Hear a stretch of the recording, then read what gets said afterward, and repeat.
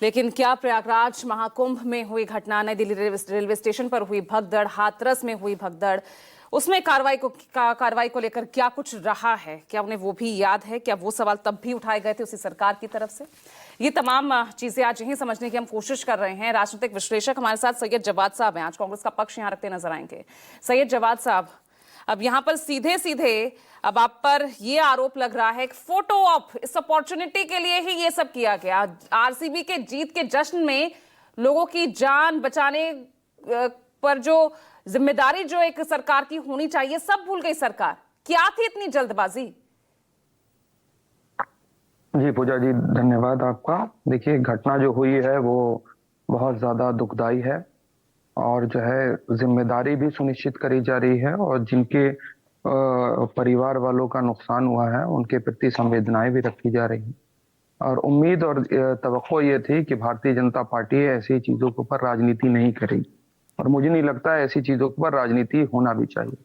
जहां तक कुंभ से लोग इस चीज को मिलाने की कोशिश कर रहे हैं, देखिए क्या है, आप सरकार से सवाल करिए और मैं इस चीज को भी जानता हूं, जिन वजहों से चूक हुई है उसके ऊपर भी कार्रवाई आप देखेंगी और कार्रवाई ये नहीं होगी कि आप जो है कहेंगे मुंह जबानी बोल करके लोग चले जाते हैं। कार्रवाई का नतीजा भी आपके सामने होगा। जहां कहीं पर भी चूक हुई और जिम्मेदारियों से भागा नहीं जा रहा।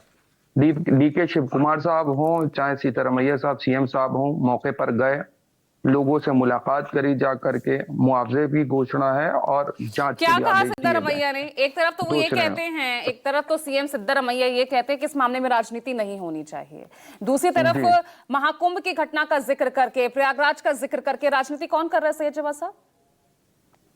अब देखिए क्या है, जहां महाकुंभ की, क्योंकि सिद्धारमैया सरकार को कल रात से ही जो है और खासतौर पे ट्रोल भी करा जा रहा था भारतीय जनता पार्टी के द्वारा, उसका जवाब यह था कि कुंभ में जिस तरीके से खबर दबाई गई, छुपाई गई, लाशों के आंकड़े छुपाए गए और जिस तरीके से शासन प्रशासन लगातार डंका पीट रहा था अपना कि हमारे कुंभ के अंदर ये शासन व्यवस्था है, ये चीजें, उसका राजनीतिकरण। और कल कौन डंका पीट रहा था? कल वहां विधानसौधा में एक तरफ भगदड़ मच रही थी और उधर सेलिब्रेशन जारी था।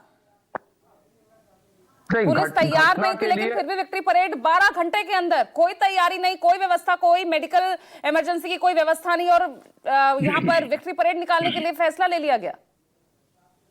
भाई हम इस चीज की, हमने आपसे कहा ना, जो लोग भी जिनकी चूक हुई है, जिन अधिकारियों के ऊपर जो है थोड़ी सी लापरवाही बरती गई है, आप देखिएगा आने वाले समय में थोड़ी सी लापरवाही है। 11 लोगों की मौत, 11 परिवार, 33 लोग घायल हैं, ये थोड़ी सी लापरवाही कहेंगे आप इसे? मैं कह रहा हूं जिनकी द्वारा भी ये लापरवाही हुई है, चूक हुई है, आप आने वाले समय में निश्चित करिए कि उनके ऊपर भी, ऐसे अधिकारियों के ऊपर भी कार्रवाई होगी। अरे टाला जा सकता था ना, ये सब टाला जा सकता था। देखिए, एक दो दिन बाद पूरी तैयारी के साथ जब पुलिस भी राजी हो जाती, तब आप ये सेलिब्रेशन करते, ये फेलिसिटेशन करते तो अच्छा भी लगता।